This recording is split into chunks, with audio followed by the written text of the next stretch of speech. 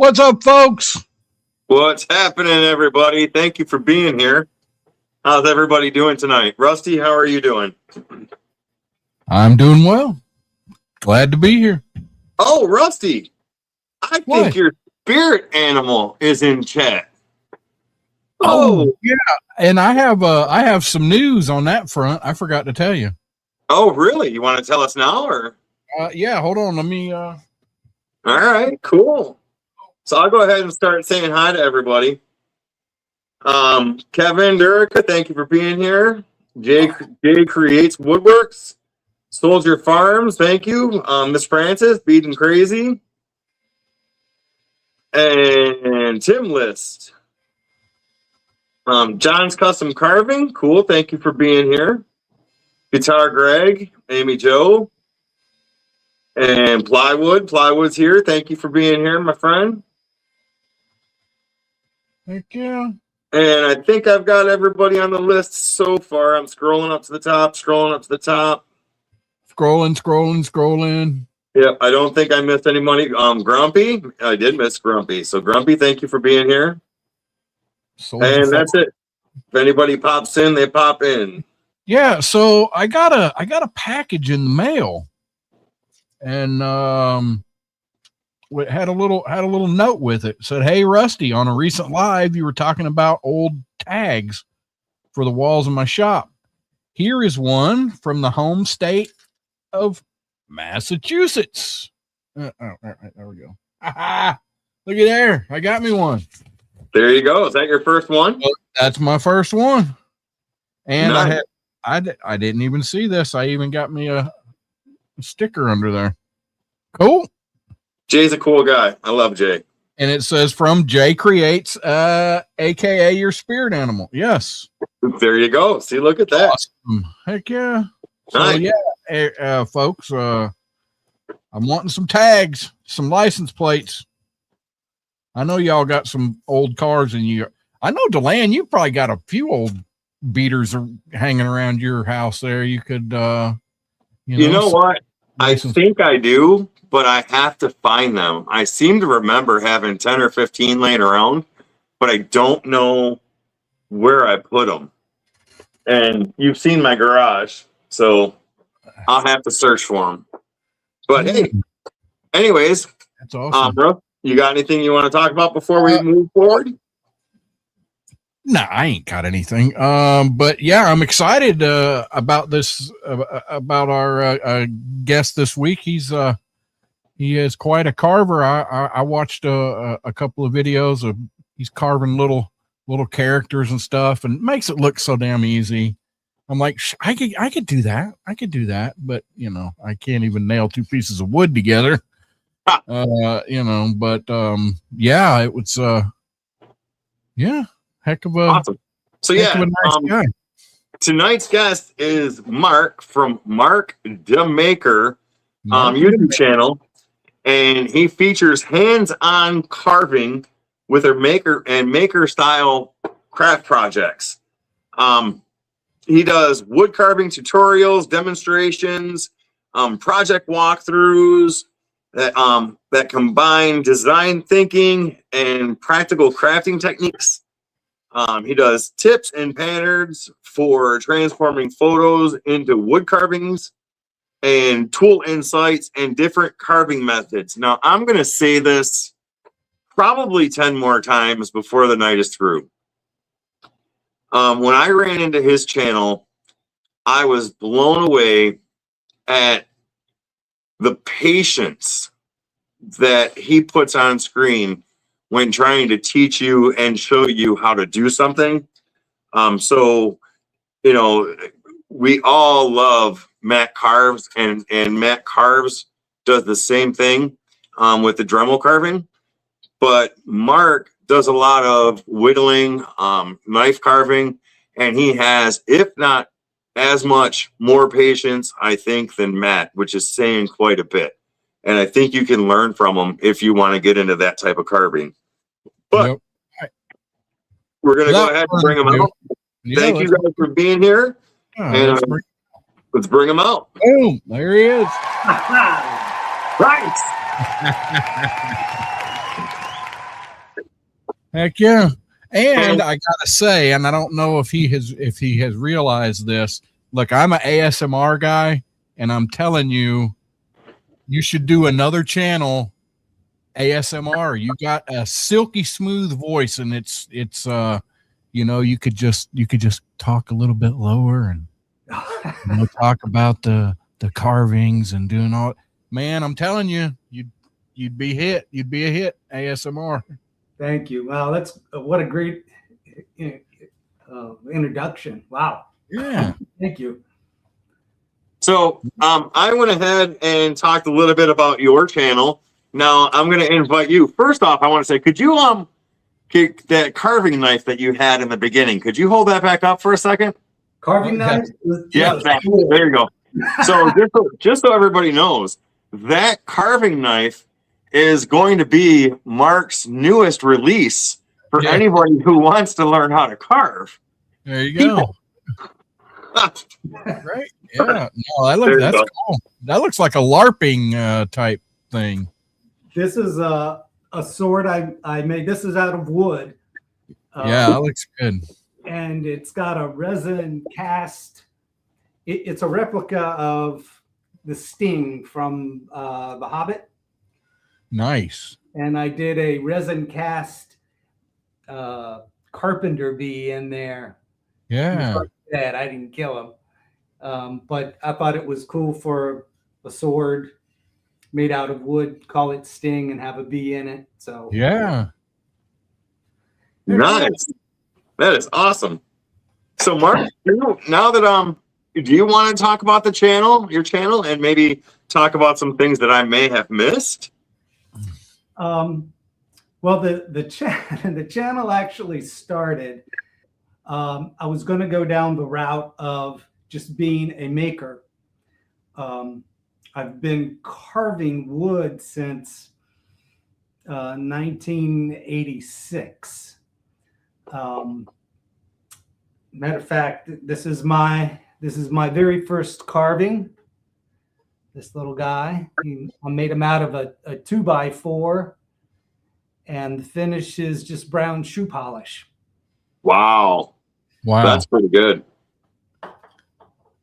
I've always been interested in art. When I was in high school, I studied commercial design, graphic design, package design. Started going to Northern Virginia Community College, studying. They have a really good art program there. Started studying and got hired by the Department of Transportation as an illustrator's assistant, in partner with the school. Mm-hmm. And then the Reagan rifts came along and just completely wiped out the whole department. And computers were starting to show up around then.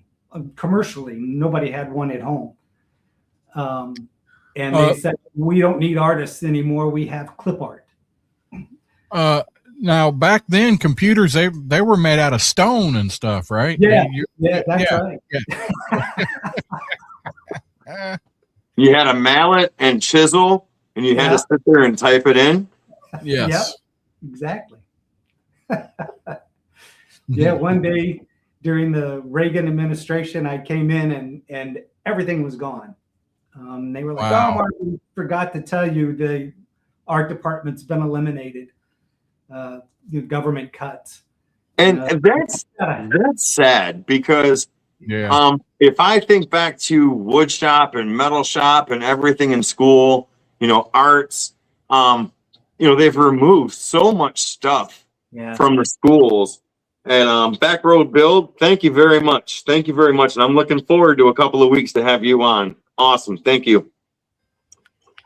They've removed so many of the trades out of the school.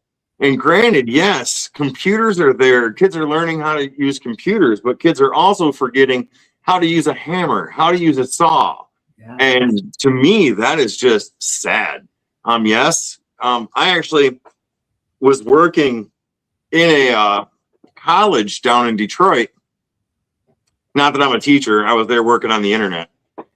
And they had this art table set up. College. And some of the art that was on there was 3D print art. And for me, I'm like, that's cheating. Well, I mean, it takes a certain amount of skill and art to come up with the stuff and be able to put it in there and print it out. But yeah, it kind of, there is a little bit of a loss there.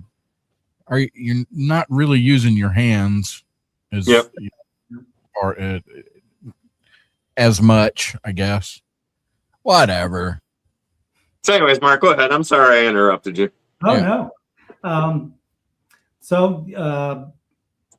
I thought I got to find something other to do than my art skills, which I loved, but I thought, and everybody back then was like, oh, you can't make it as an artist. You can't do it. Da, da, da, da.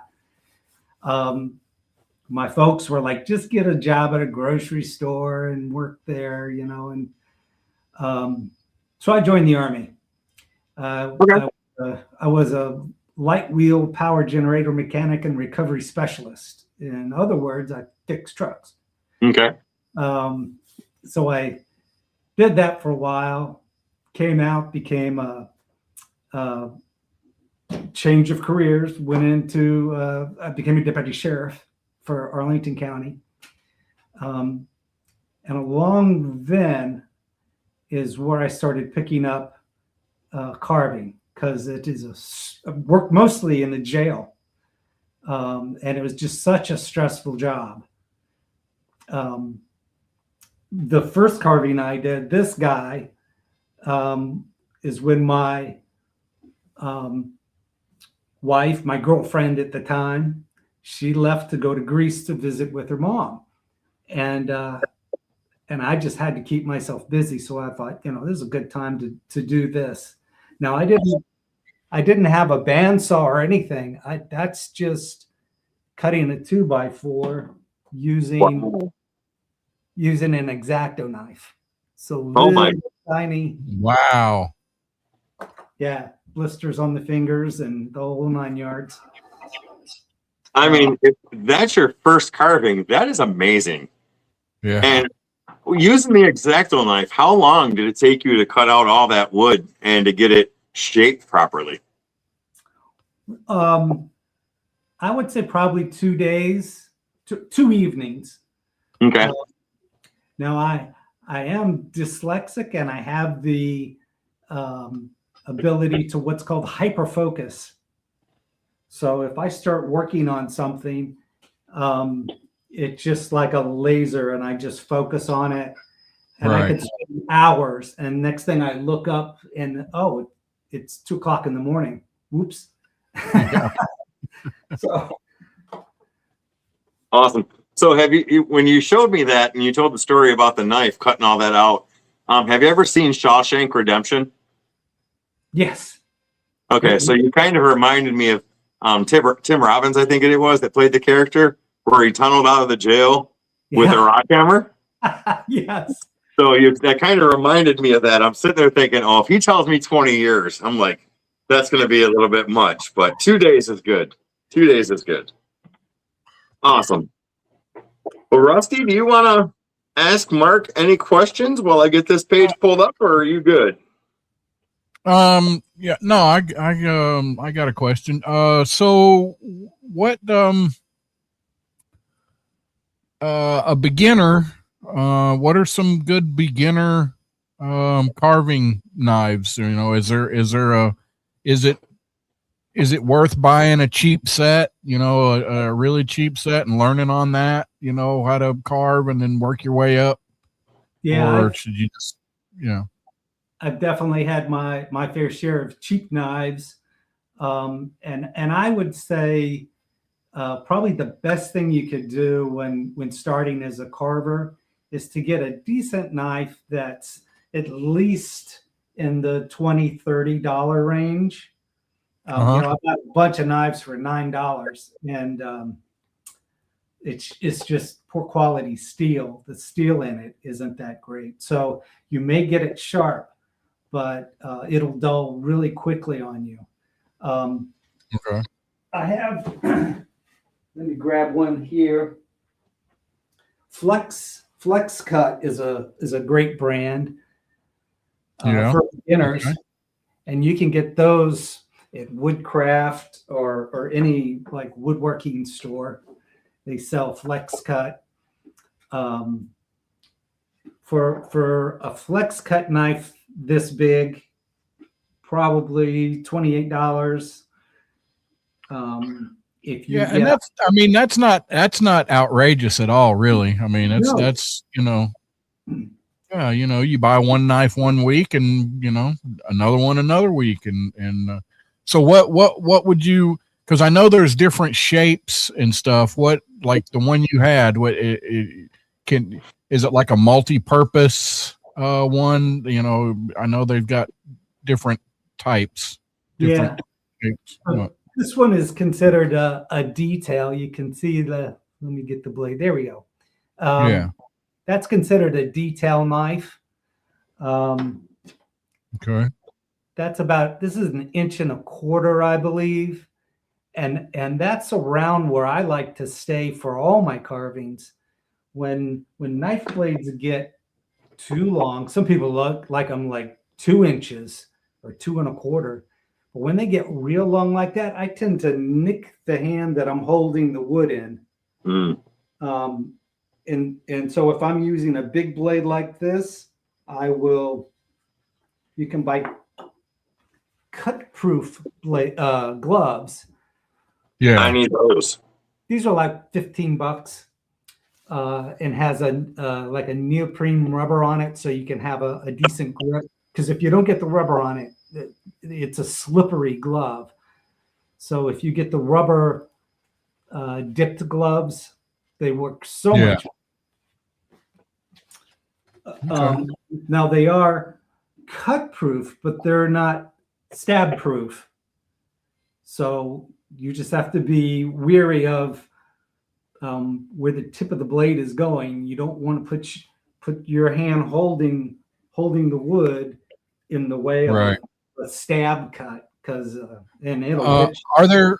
Are there like fixtures that can, that do people use fixtures to hold the wood and carve on it that way, or is it better? You feel Not like it's usually. just better to. Okay. If it's a really big piece, they'll have fixtures that can go underneath. When I was doing decoys, I would put a block underneath and screw it up into the decoy and put it in a vise and use chisels or knives. Okay. But for the most part, you're holding it in your hand. And it's the holding hand that always gets cut. The hand with the knife rarely ever gets cut. Yeah. So, not to get off of the knife carving, but do you, I haven't seen it on your channel, and maybe you have already, but have you done a video on how to sharpen those knives? Because obviously they get dull and you have to sharpen them. Have you done a video on how to sharpen them? I have not. I talked a little bit about it in one video where I have a microscope and I show the leading edge. Once you get a wire edge on a blade, because you need like a microscope to be able to see it. It's so on the leading edge, it's so thin and fragile, you can't see it. So I put it under the microscope so people can have an understanding of when they're stropping what to do. Mm-hmm. And I'm getting ready to do a video on stropping. Okay. Matt carves, just had to throw it in there to hold the wood between your legs for extra excitement. Yo. Yeah. Nothing like a cut right to an artery. Yeah. Right. Leave it to Matt. All right. So I'm going to throw a couple questions out there. Now, you kind of talked about how you got into carving, through your art and everything. But what inspired you to start your YouTube channel? And by the way, proof's in the pudding. For those that don't know, Mark has about 180-ish videos, and about 9,200, and I'm trying to go off memory. About 180 videos, 9,230 something subscribers, which to me, for less than 200 videos, that's pretty good in the subscriber part. So what got you to get into doing videos? I'm a really big fan of Adam Savage. So Adam Savage was with Mythbusters. Mythbusters, yes. Okay, yeah, yep. And then he started a YouTube channel called Tested. I watched that channel. Yeah, I watch him every day. And he comes up with some really good projects, some really good tips and tricks. He's been a model maker for years and years, and really bird carvers, where I started carving birds really, are basically model makers. So you kind of following a blueprint. Sometimes you design your own blueprint. Something's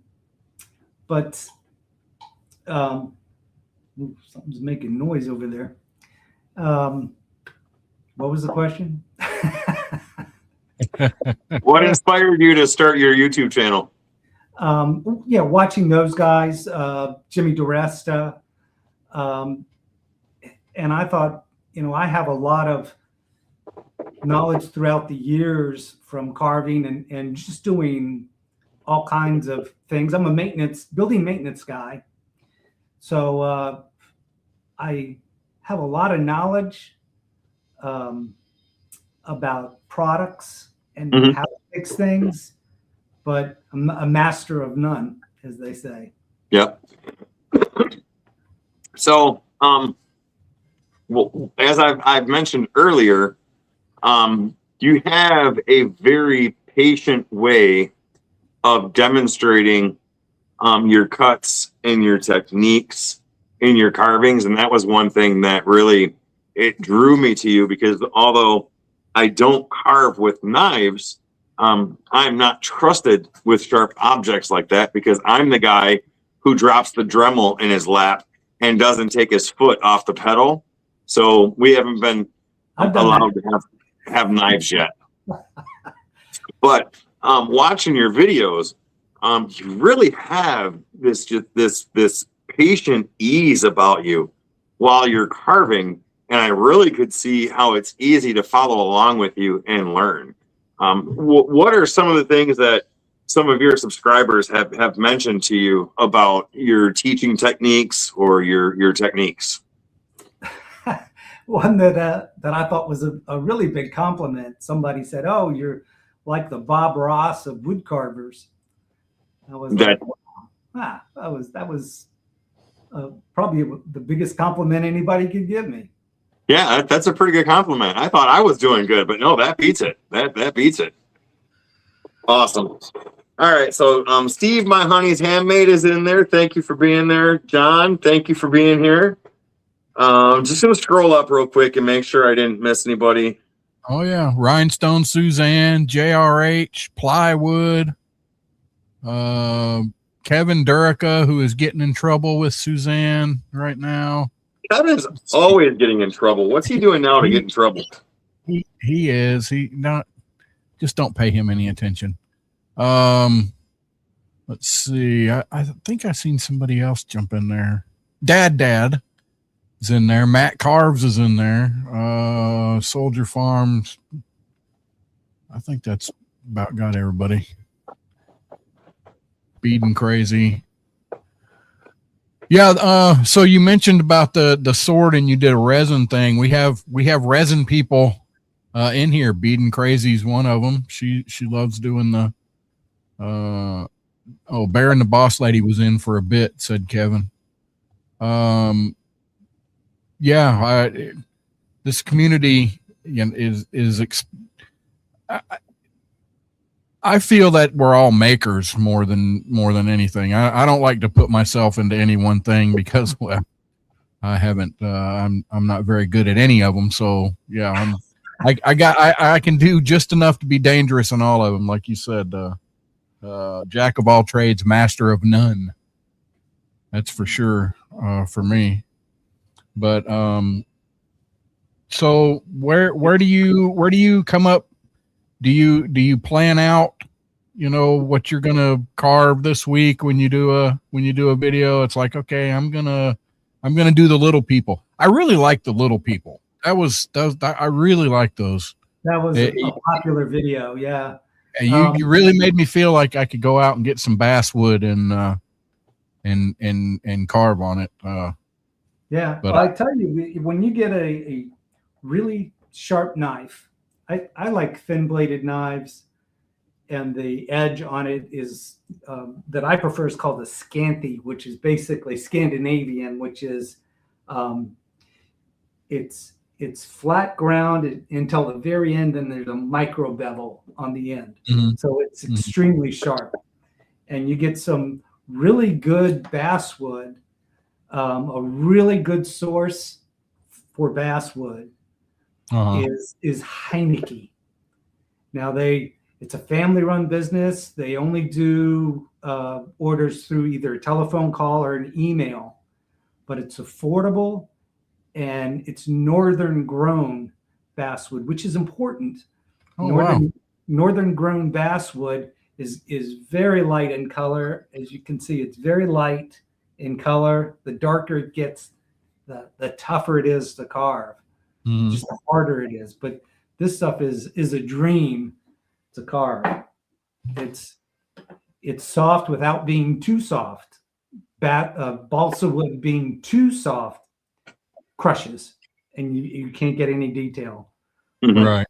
Basswood is the right combination of. It's actually considered a hardwood. But it's the right combination of very little grain and soft to a sharp knife. So what is the next species? Do you mess around with any other wood? I've done a little bit of butternut, but carving isn't the only hobby I have. I have way too many hobbies. General woodworking. Here's a bandsaw box that I did. Oh, nice. So that's beautiful. I do a little bit of everything. I work on antique pocket watches. I fix old clocks, usually from the 1800s. Wow. I don't have one of the mechanisms here. I can take you over to where my clock station is, where I work.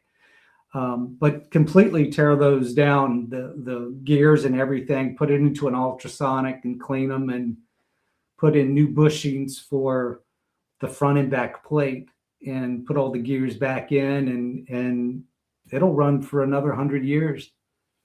So with you saying that, when you're repairing watches from like the 1800s and stuff like that, where on earth do you find pieces? Let's say you've got a broken piece that you just have to replace. Where on earth do you find that material? That's the hard part. First off, working on especially old pocket watches, I buy antique tools to work on them because they don't make a lot of the tools these days to work on those. So it's eBay, buying old tools like spring winders and springs for them. Some companies still do make springs. There's a couple of places in let's see, one is Merit and one is Timekeepers. Those are both really good sources for old clock parts. So there are catalogs available. PA has a whole bunch of like clock and watch repair folks, and that's where the National Museum for Clock and Watch is, up in Pennsylvania. I think around York. Nice. Huh. Awesome. Well, I'm actually finding out quite a bit more about you. I mean, I know, you did the woodworking and stuff, but the watch repair and everything, that's fascinating, because that's tiny, like tedious, very accurate work. You have to have some type of level of patience just to be able to get in there and get those gears in and to mess with the springs. That's impressive. That is impressive, my friend. It'll teach you quick that if you're not patient, you're going to fail. Yeah. So that's why big deep breath before you start working. Try to get in the zone, and sometimes, you know, they're so small, and you have to wear magnification that if you just can't get something and you start getting aggravated, you just have to get up and walk away. Deal with it later. Well, compared to wood carving, I mean, no wonder you're so patient at making those cuts, because if you come off of a watch and go to that, it's night and day. Yeah. It's a nice balance to get away from that and go to something as free as wood carving. Yeah. So have you thought about maybe doing a channel for your watch repair or doing some videos for that, or? Well, right now it's just enough for me to keep up with the wood carving. And that seemed to, in the beginning, if you go way back in my timeline, you'll see I work on an old OG clock from the 1800s. And it didn't do very well as a video. And the general maker stuff that I did doing, here's another branch of my, let's see where to go. I can't find it, but taking coins and making them into rings. Oh, So cool. I have kind of a whole setup over here of metal work, leather work, my watch repair, and then my clock repairs in the other room by my painting station. So I got a lot of stuff. Wow. I mean, you're right. You've got a lot of hobbies and a lot of knowledge. That's awesome. Well, I didn't prepare questions for all that, but Rusty, did you have another one before I ask? So, the wife, the wonderful person who is behind you, I know you'd said earlier backstage that she is the brains behind the computer stuff. Definitely. She's an accountant, so she's real smart. And she's good with the computers. I never have been that good with computers. I do well enough to get my videos up, and that's about it. Yeah. Is she a maker? I mean, is she into crochet or ceramics or? She does crochet. She does watercolor painting, and she loves doing the kind of like the advanced Lego puzzles. You can buy like a box and assemble Legos into these nice scenes. And I bought her a kit for Christmas, and it's a diorama of a library because she's a reader. Both my wife and my two daughters are big time into reading. So I bought her this library, and it's very detailed where you have to make all the books, and there's hundreds of books. Wow. Right. Yeah. So she did that, and a neat little piece. Heck yeah. Yeah, everybody, it's make sure you smash that like button. Helps us out. And if you haven't yet, Mark's channel is pinned at the top of chat. So please click on his link and go subscribe to his channel, because very interesting. He has a lot of knowledge, and he really has what I call, a teacher's heart in a sense, because he's very patient and he takes his time. And I think you guys will really, really enjoy his work. But I want to ask another question. Now, you at one point in time did do some Dremel carving, but a majority of your carving is with knives.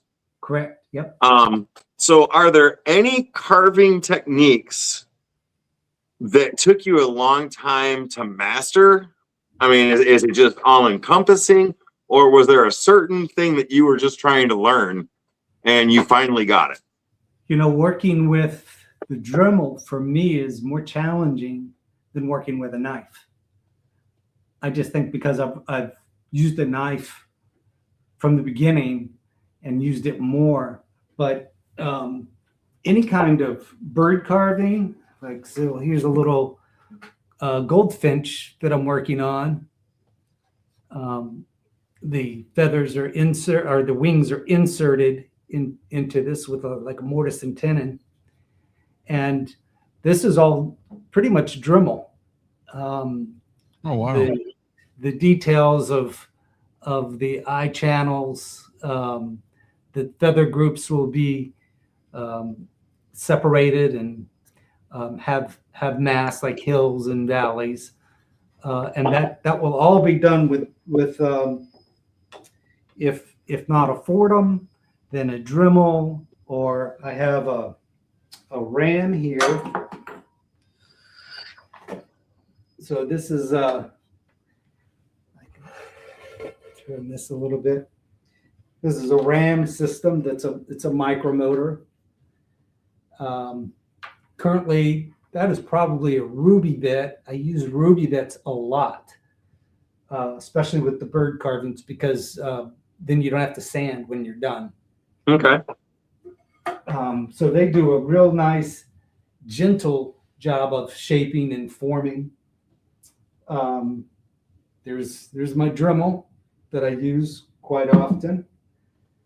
So I do have a Fordham, a Dremel, a micromotor, and this is a battery operated micromotor. And this is new to me. I'm still getting used to it, but it is so quiet. Yeah, I was going to say that's quiet. Wow. It's a saber-tooth white fine on there right now, and it'll eat wood. You can't dig into it like you can with the Dremel, but I pretty much bought this for detail. So detail work like a ceramic bit, which I would use for like putting texture and feathers in on the back of a bird, or fur for like a bear or something, whatever I'm making. Yep. We got a couple questions from chat here. How are Ruby bits different than diamond bits, other than the obvious? Probably one's out of Ruby and one's out of diamond, but you say it cuts smoother, or it's not as aggressive?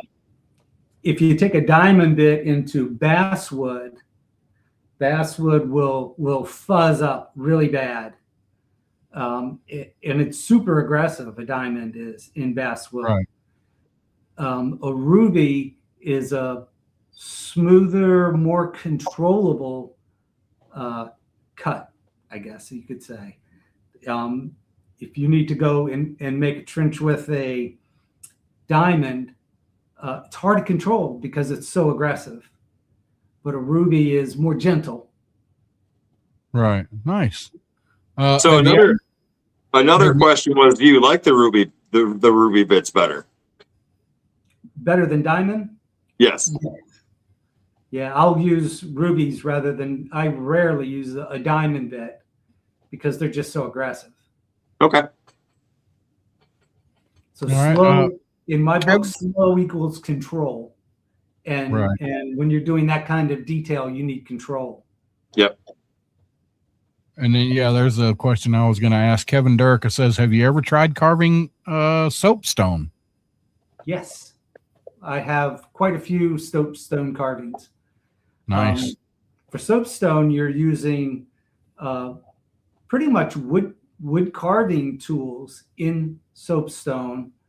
Like you can use a saw that becomes a dedicated soapstone saw because it'll kind of ruin the teeth eventually. You can use wood chisels depending on the hardness of the soapstone. But yeah, I've done soapstone, and most of my soapstone carvings turn out to be more stylized than realistic. Right. Okay. Have you ever, and I'm asking because I think of the small intricate things that you do. Have you ever maybe carved a chess set? And have you thought about doing a chess set? No, the idea of doing something repetitive, that repetitive, would probably drive me crazy. Okay. All right. Yeah, it's funny you say that because have you ever seen Dad Carves channel? He was in chat. He just got, or he's working on, I don't know if it's done yet, but he's carving a staff that has a snake twirling up the staff, and the scales that he has put on this thing, for one, it looks like a snake. Yeah. And the texture looks like a snake. And just the patience he's had to have, burning each individual scale on, it's impressive. It's impressive. He's done a really good job on that. Yeah. I one of my favorite carvers is Mike Stinnett from Stinnett Sticks, and he carves snakes on walking canes. Wow, the detail this guy puts into it is unbelievable. Yep. So, are there any YouTubers or that you look up to? Any carvers, that you get? You just watch them and you think, wow, I'm going to get there one day, or I subscribe to every single wood carver I find on YouTube. There's always something to learn from somebody. Not with me. I mean, don't. There's nothing to learn over here, so you're good. So I watch people that do work, and then by watching them like the second, third, fifth, 50th time, they're getting better and better and better. And watching that transition is to me, that's magical. I love seeing it. Yep. Yep. All right, awesome. So I'm going to go ahead with another question. I had one. Well, that one I'm not going to ask that one, because how do you balance hand tools versus power tools in your projects? So if you're working on something, let's say the bird that you just had up. I know you had mentioned that you use the Dremel on that, but are there parts of it where you do use the knife, or is that just all Dremel? And the mortise and tendons, I've got to ask, did that bird come as a kit, or did you carve the body, carve the wings, cut out the mortise and tendon? And so, I mean, you did all that work? Yeah, I did that all. Yeah, I got the pattern. I got a couple of books here that I'll show you, and that's a big question of, a lot of people say, well, where do you get the patterns for that? Another one of my favorite carvers, Floyd Schultz. He's a 7-time world champion. He's a judge now for the World Championship that's held in Ocean City, Maryland. And this is a pattern of a red-tailed hawk. So there's the side. Here's the back. Wow. And so you would cut that out on a bandsaw, and I did just that. And this is the result of it. Holy cow. My goodness. Look at that. Red-tailed hawk. Wow. And each feather is carved in, each shaft of the feather, and then all the barbs off those feathers are all burned in with the burning tool. This is called hyperrealism. And there's a whole community that focuses on making birds lifelike like this. And that gentleman in that book, a 7-time world championship of this style. I've competed in that competition twice. I've never won anything, but just being on the table with the world's best was an honor, just being there. Right. So you carved the hawk. Did you carve the rock feature underneath it too? So the rock feature underneath is home insulation. It's pink foam. Yeah. Nice. Yeah, it's a pink foam, and then I've painted gesso on the bottom of it just to kind of seal it. So this part is very light. Then I used on top of that, I mixed up a paste of, sorry, I'm bouncing around so much. No, you're fine. This is really interesting. Yeah. So this is water putty. Water putty. This stuff is really good. You can buy that at any big box store. And it's a powder like flour, yellow in color. And you mix it and you can use it as a wood filler.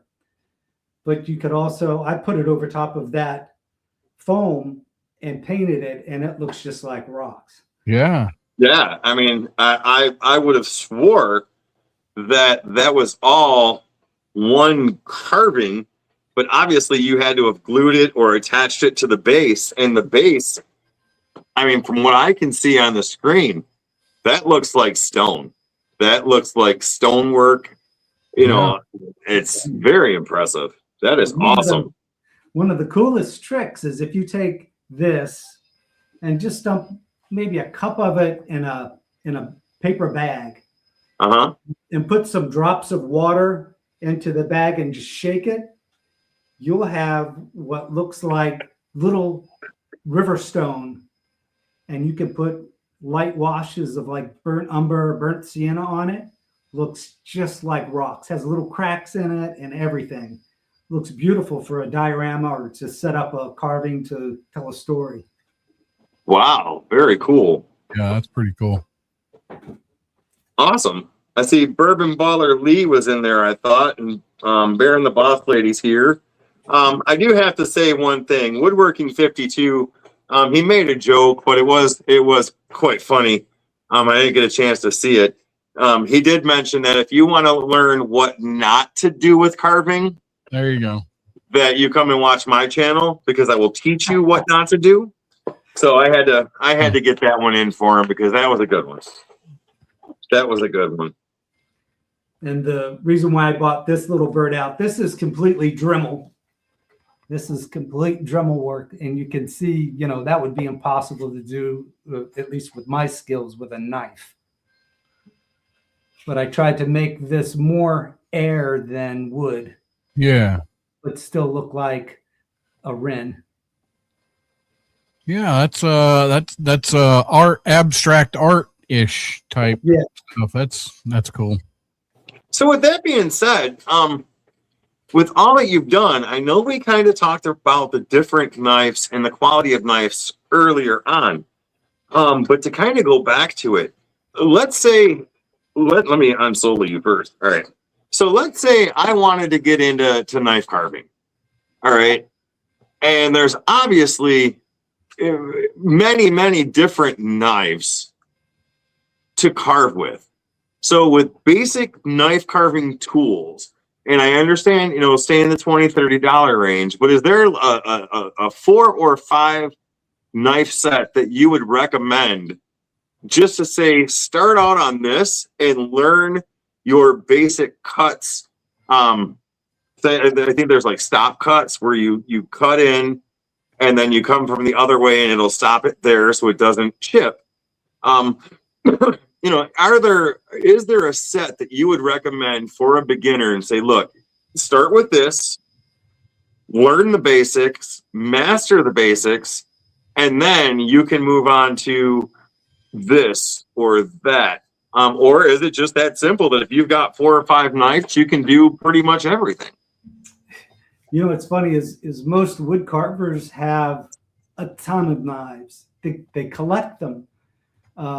They become like attached to them and they collect them. But my favorite knife is from OCC, and it's a $30 knife. Either the detail, I think, yeah, this one's the detail knife. But OCC makes knives. I believe the guy's name is Mike Shipley, still makes them. Really good quality steel. The blade is thin, which I like. They come with a flat grind on them, but I put a micro bevel on them with sandpaper. I put my edges on my knives with just fine sandpaper. Wow. I'll lay the sandpaper on a piece of glass, and I just try to keep it as simple as possible. There's quite a few people that do that. Some people, you know, they get all the fancy stuff, but I keep it cheap and simple. So I've got to imagine. So if you're a woodworker that uses a lot of hand tools, and I'm not talking saws, I'm talking like hand planes and, you know, quarter planes and routers and stuff. There's a pretty big collectability in those type of old tools. So you're saying that, you know, the same thing with carving, you know, there's older knives that people may collect. Now, are any of those older knives still able to be used? Surprisingly, a lot of the older knives have better steel. Okay. Especially if you can get like a German or like a knife from Sheffield, England, real top quality steel in it. But these OCC knives, they come with steel that's just fine. It's the mix of like carbon and steel, and I mean, it gets pretty complicated. I looked into maybe trying to make blades, but that's a whole science in itself. Yeah, I know it's going to be funny when I say this, but I've watched what's that show where they make swords and stuff? Yeah. Forged in steel. Forged in steel, yeah, and they get pretty crazy on there with Damascus and everything. I do want to say hello to Woodchucker. Thank you for being here, Joseph Keller, Small Woodlot, RC Doodle. Thank you guys for being here. I appreciate it. If you haven't, go to Mark's page, give him a subscribe.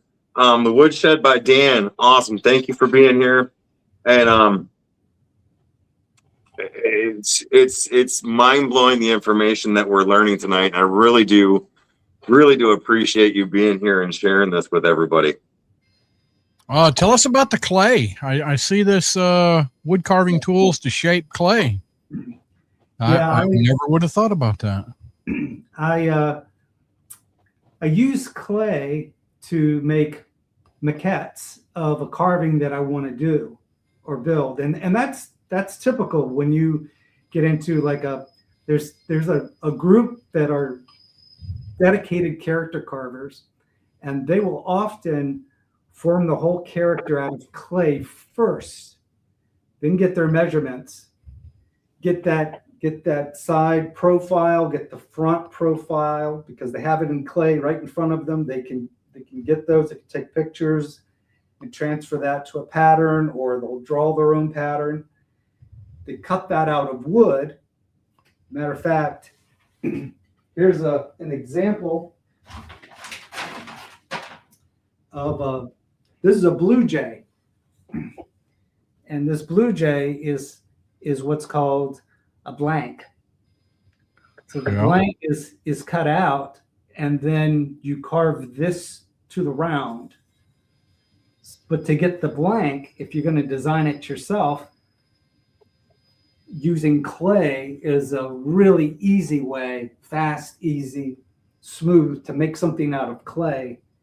Right. Get the pattern, and then transfer that pattern into your cutout. Very nice.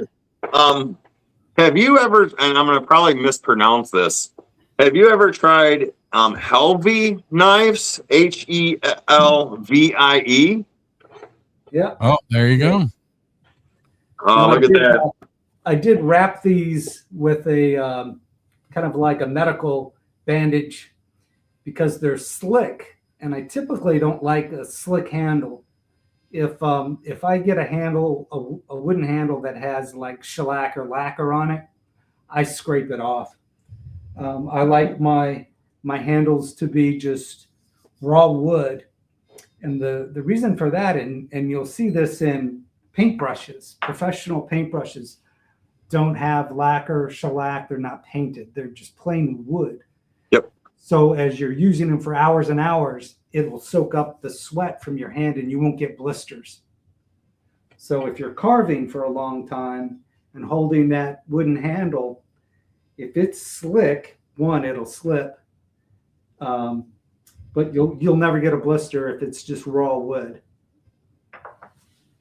Kevin had asked, approximately, and this is gonna vary depending on the project, but what's an average time it takes you to do a carving? Is it something that, I know the smaller pieces you could probably knock out in a day, but if you do a medium to medium sized carving, like let's say a bird, something like that, how long does that generally take you knife carving? I will get this little guy down. So this is one I competed with in the World Championship. It's a black-capped chickadee. Wow. Very, very detailed. Yeah. And I spent about 80 hours on this guy. Oh my goodness. So the once you burn in, and I say burn in, but every time I see somebody burning lines in something with a burner, that thing's cranked up all the way. These are scorched in lightly. So I put my burner on like a 2 or a 3. So it puts these little scorched lines, and then you don't want to fill those lines up with paint. So you paint it with a very, very like tinted water almost. The paint is thinned out so thin, but it'll take 8, 9, maybe 10 coats to achieve the right color. So wow. It's coming through. And the little veins of each little feather that's on that guy doesn't get clogged up. Wow. Matt Carves asked, have you ever cast any of your carvings or clay pieces? I have not. I've thought about casting some clay pieces. I watch a lady that she used to do a live, and it's called Learn Sculpture. Her name is Vicki Olmsted, and she made clay reproductions for a company like Franklin Mint. I mean, she's professional, and her work is just really, really good. She was doing lives for quite a while, and I'd watch her. I'd strategically take my breaks at work so I could see her.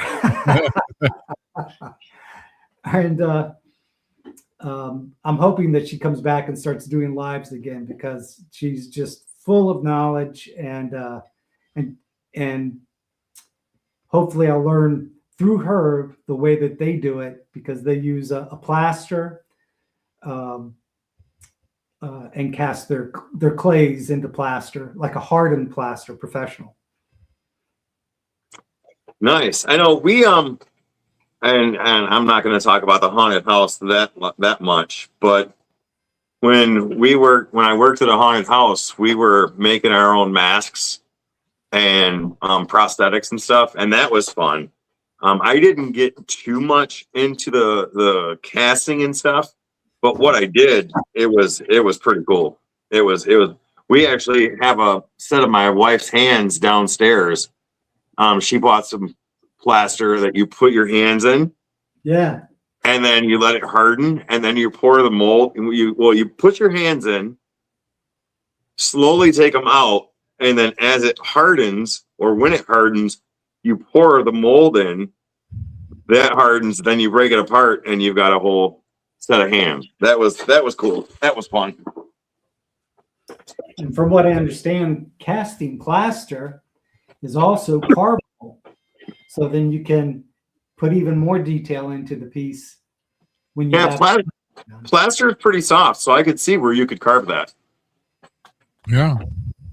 Have you ever done a wolf or even just a face? I've done many faces. Matter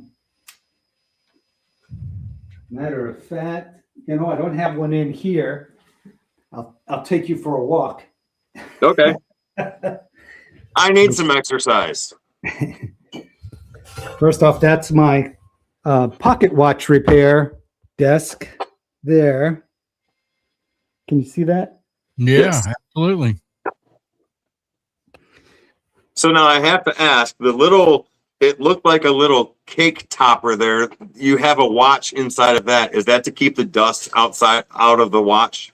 Yes, absolutely. Yeah, little dust or hair from a cat or something like that will stop a pocket watch easily.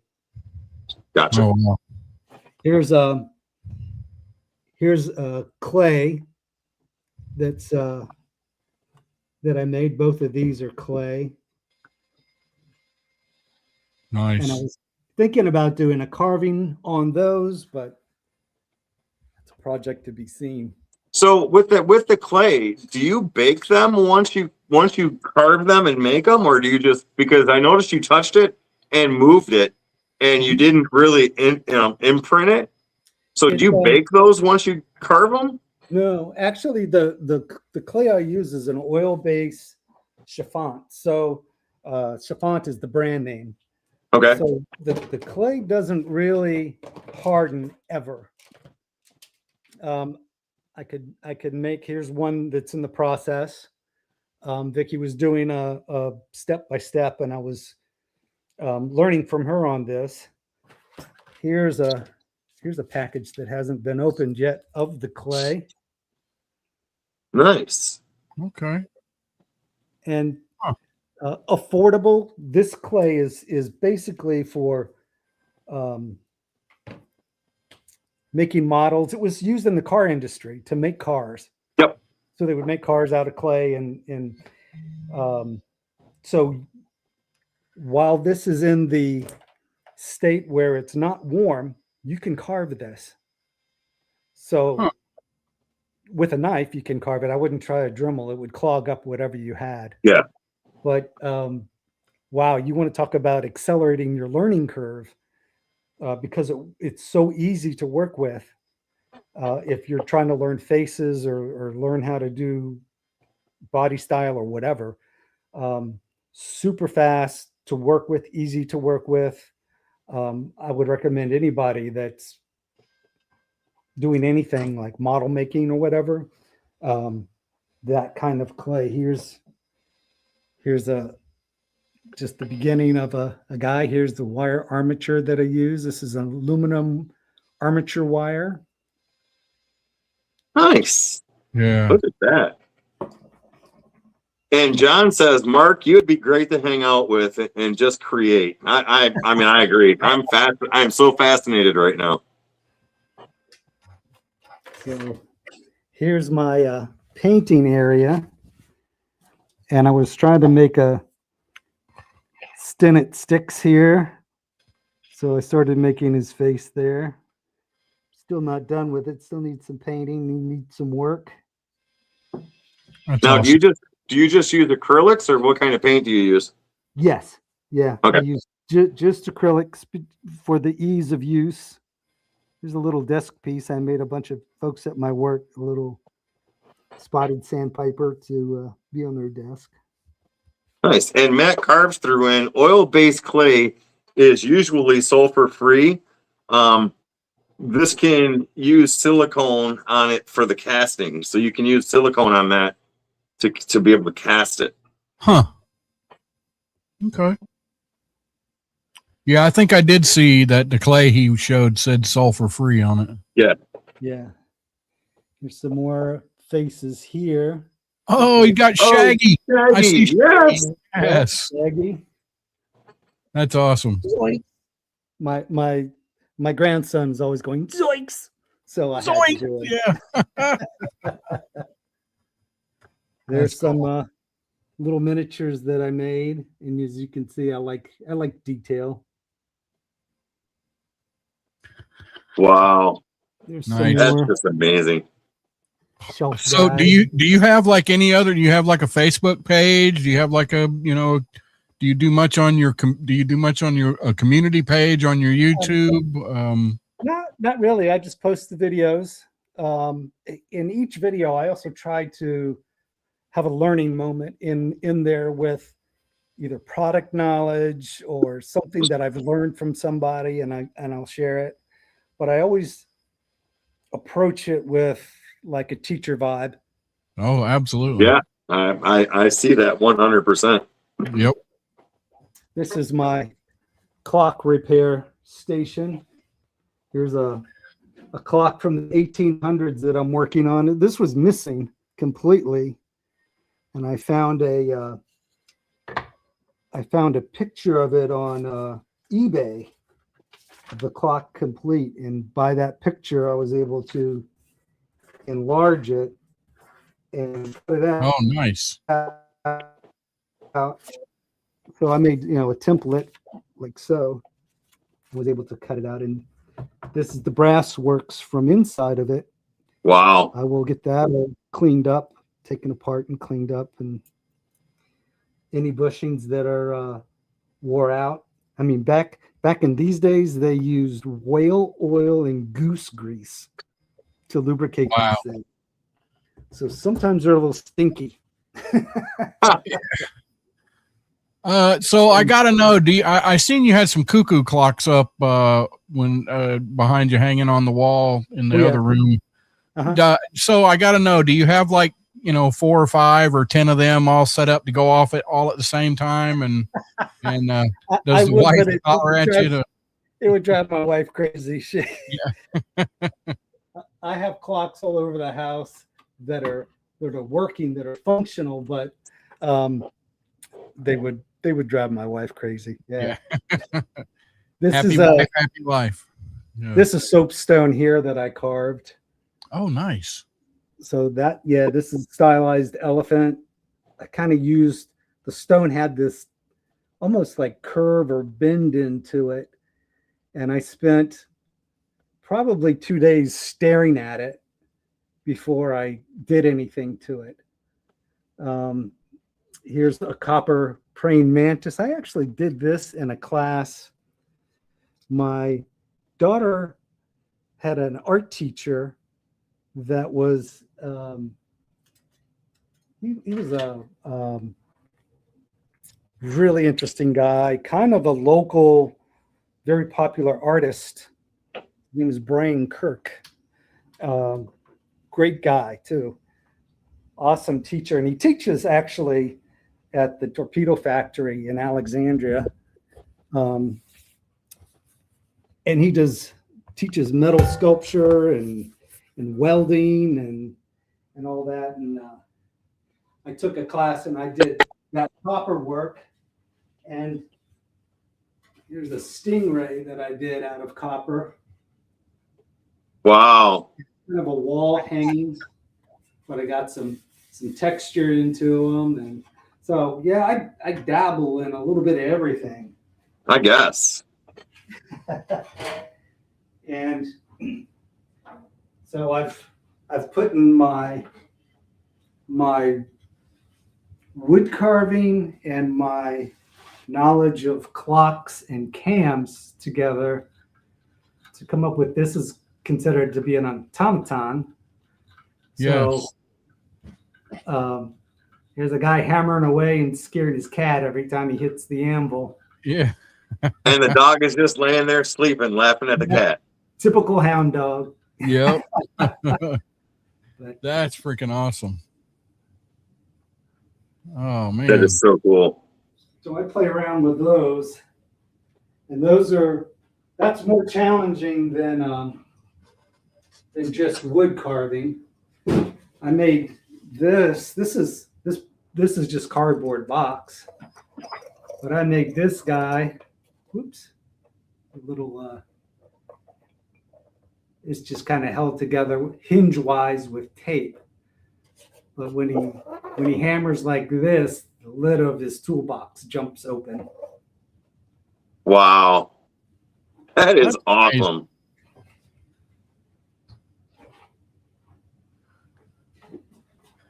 So I have all these ideas that I want to put. Ooh, I want to put this on. Ooh, I want to put that on. But I don't want to lose my wood carving community to maybe something that might not. I don't think you'd lose anybody myself. Look, it's your channel and you're making amazing things. Yeah. The only thing that I could see that it would hurt is maybe the views and the algorithm. But then again, once those videos get out there, it may bring in a whole different subscriber. But as far as the community, and your subscribers and viewers now, I don't know as if that would chase people away. I think it would make them more intrigued, because I'm going to be honest with you. When we set this interview up, I never imagined in a million years of being able to go through all this with you. And it's, fantastic. So I'm so glad tonight happened. But yeah, the watch repair, the clocks, the animation carves, the clay. I never in a million years. I mean, I haven't had a chance to watch every single one of your videos, but just trying to get what I could get off of it, I would have never known. And that's amazing.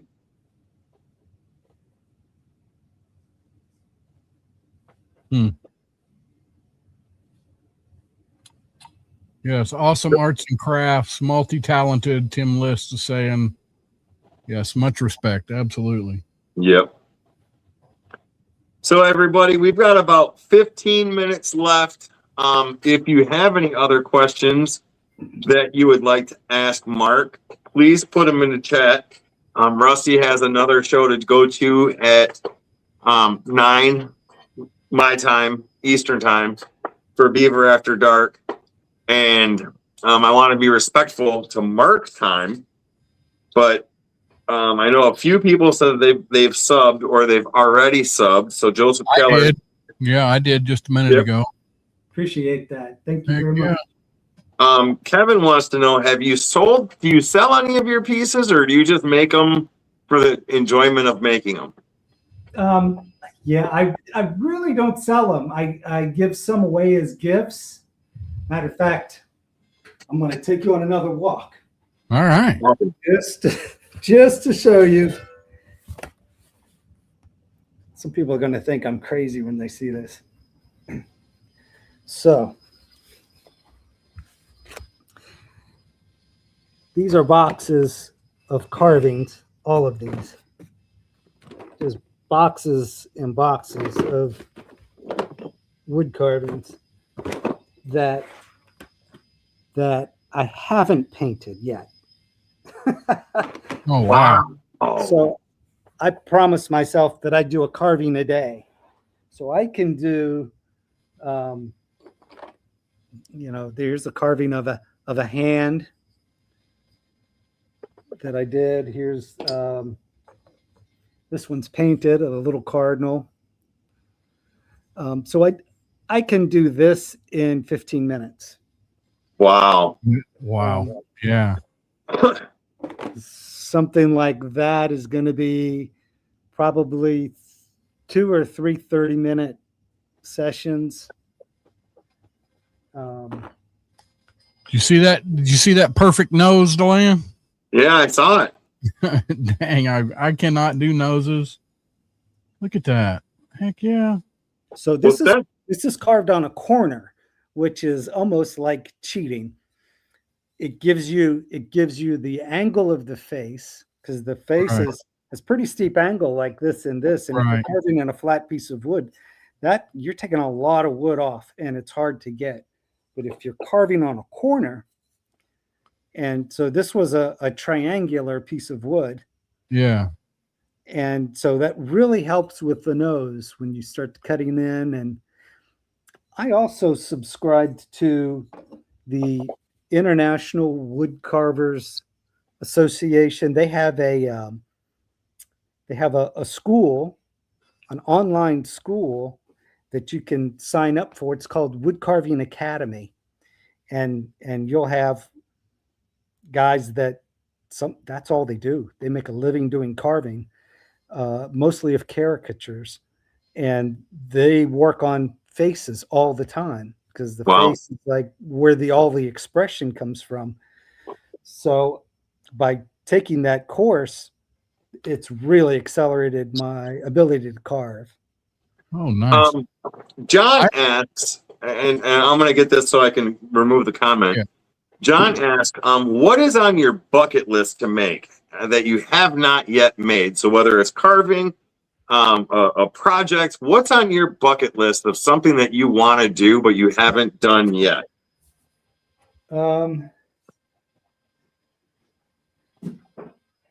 This blue jay. Okay. That's a big bird. This is a huge project. And you know, it's like, how do you eat an elephant? You know, one bite at a time. Right. And that's kind of the approach.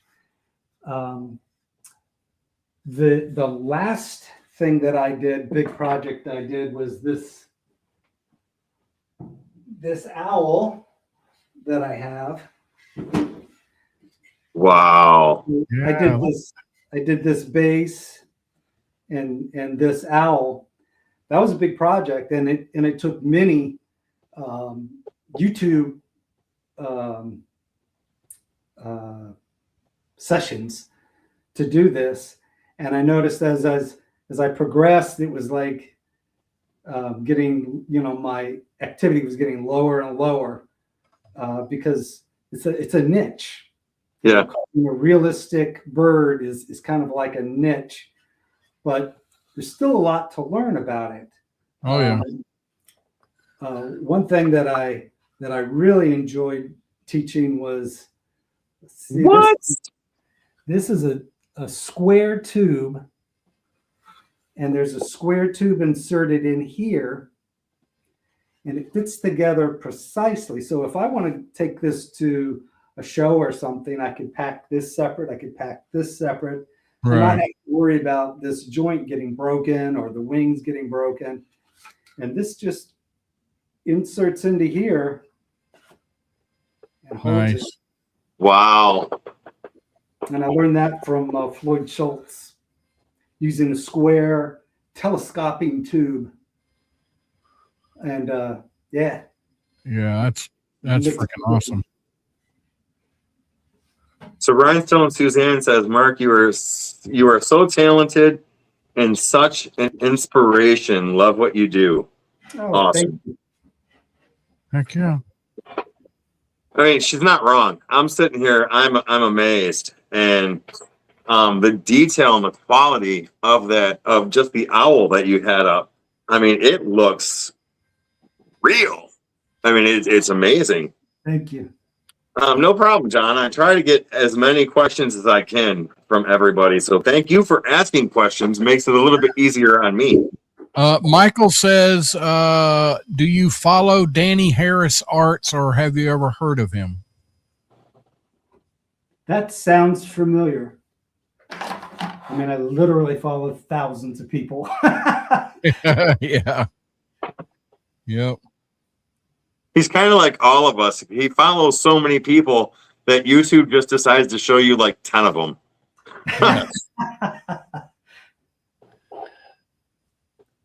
Awesome. Here's the. All right. I also do scroll saw work. So scroll saw being, this big flat table and a tiny little blade, but you can get inside cuts. So here's a little butterfly that I did. I noticed that at craft shows that that jewelry and brooches and wearable things that especially a lady would wear are big sellers. They always have a crowd. And at one point in time, I thought I'll make jewelry or whatever like that. So there's a little butterfly that I did. This actually got damaged. I had this sitting on my window ledge and something fell on it. So it's down here to be repaired. But That is amazing painting. I mean, just these are what could be Christmas tree ornaments or what have you. Wow. Get these inside cuts. Beautiful. And it's fun. And I had my daughters using the scroll saw at 8 years old. It is about the safest tool there is. You would have to try to cut yourself yourself with a scroll saw. I could do it. I mean, I could do it. yeah. Little dragon. Oh, looky there, butterfly. I mean, Dragonfly. dragonfly. Yeah. So it's endless, the things you can make. That's a plane. Yep. So they actually, if you go to most bookstores, they'll have scroll saw pattern books. So you make a Xerox copy of the pattern, you spray a little glue on the back of it, put it on a 1/4-inch piece of basswood and cut it out, and boom, a little sanding, maybe a little carving. Nice. Well, we're going to be wrapping this up in just a few minutes. Rusty, do you have any final words that you want to say? I'm just awestruck. When you see good work, you're got stuff to learn, and I got a lot to learn for sure. We all do. But I love watching. I love seeing all this great stuff. I mean, fantastic work. Makes me want to go out and buy a set of knives and just start cutting. Yeah. So that's one thing I will ask. When you buy the basswood or the big long tubes, do you cut them into sections?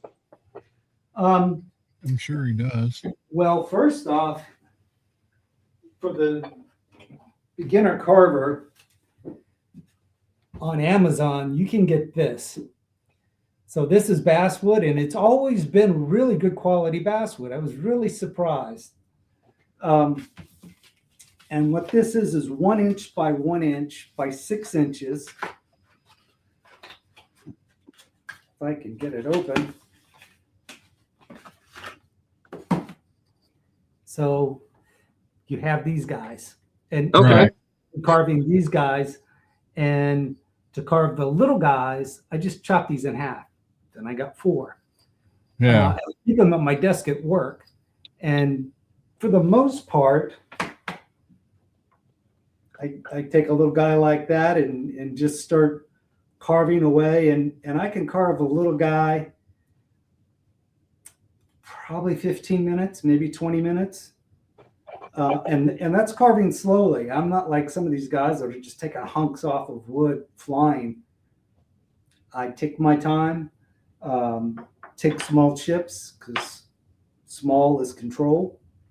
And so I would say this box cost, it fluctuates between $15 and $20.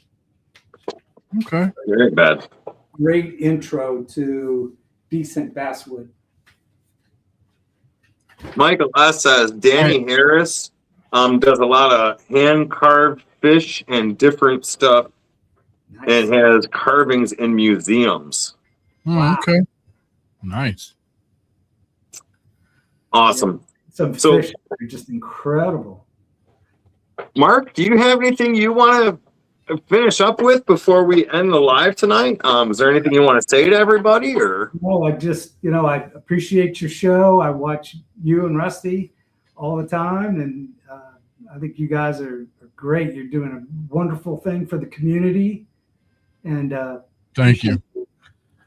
So I got to get look. We got to get a hat on you, my friend. We got to get a good hat. You got a good shape head for a hat. I'm trying to bring the hat back. I've said it before 1960, a man didn't leave the house without a hat. Yeah. And I'm trying to bring that back. There's so many different hats, so many different things. This has been going on in the background. I'm just going to go ahead and tell Deland, do the dang YMCA dance. I'm not doing the YMCA dance. Go ahead and do it now. Because it is starting to get a little bit annoying because I'm trying to check comments and actual questions, and all it is about YMCA dance, dance. Oh, there we go. All right, go ahead. No, go ahead, Mark. Go ahead, do it. Do the YMCA thing. Oh, jeez. Well, he got the Y in, so there you go. We got the Y in. Yeah. All right. Well, everybody, thank you so much for being here tonight. Mark, thank you for being here. Yes, thank you. I'm so blown away. I mean, really, I had no idea that we were going to experience so much of what you do tonight, and it's fascinating. I just knew about the carving, and I was excited about that, but then to see everything else, I was just like, wow, that's fantastic. So, but thank you guys so much for being here. We're going to go ahead and end it. Rusty's got to go, and I want to be respectful to Mark, but we will see you next week. Thank you, everybody. All right. Hold on before we go out. YMCA. All right. Are you happy now? Jeez. Those guys. All right, guys. Ladies, There's gentlemen. something wrong with them people. Have a good night.